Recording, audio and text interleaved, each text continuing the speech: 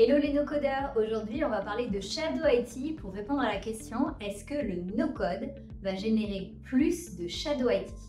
Alors pour ceux qui ne savent pas ce que c'est que le Shadow IT, déjà c'est le fait d'avoir dans les services des gens qui, sans passer par la direction des services informatiques, vont mettre en place des outils digitaux pour gérer un peu à leur sauce les besoins métiers qu'ils ont au quotidien. Donc le Shadow IT, il a toujours existé. On a tous déjà créé un petit fichier Excel dans un coin ou pour certains développer une petite base Access pour répondre à un besoin. Donc, ça fait très longtemps que ça existe et comme Excel, c'est un peu le papa, voire le grand-père du no-code, et bien forcément, on se pose la question est-ce que du coup le no-code, c'est pas une porte ouverte à beaucoup plus de Shadow IT? Et la réalité, c'est que le besoin il a existé, il est toujours là et effectivement ça a tendance à aller de Access vers le no-code. Pourquoi il y a du Shadow IT? Déjà parce que souvent on manque de budget dans les entreprises. Donc il n'y a pas de budget pour le service, il faut avoir les outils digitaux et les gens ils en ont besoin tout de suite. Ils n'ont pas envie d'attendre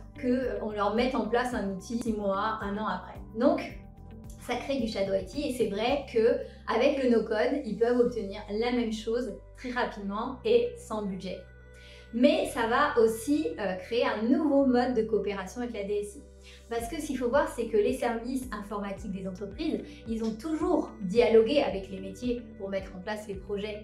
Et là, maintenant, avec le no-code, ce qui se passe, c'est qu'il y a une nouvelle dynamique où en fait le métier va pouvoir choisir un outil no-code, le valider avec la DSI, donc c'est plus du shadow, c'est vraiment réfléchi et mis en place de façon sécurisée, parce que la sécurité informatique c'est hyper important, et ensuite les deux entités vont pouvoir travailler conjointement, le métier qui met en place ses fonctionnalités, la DSI qui apporte son savoir-faire en gestion de projet, et à l'arrivée, le retour sur investissement obtenu par le projet va permettre de déployer de nouveaux budgets pour de futurs projets. Donc, le no-code, c'est peut-être la fin du Shadow IT.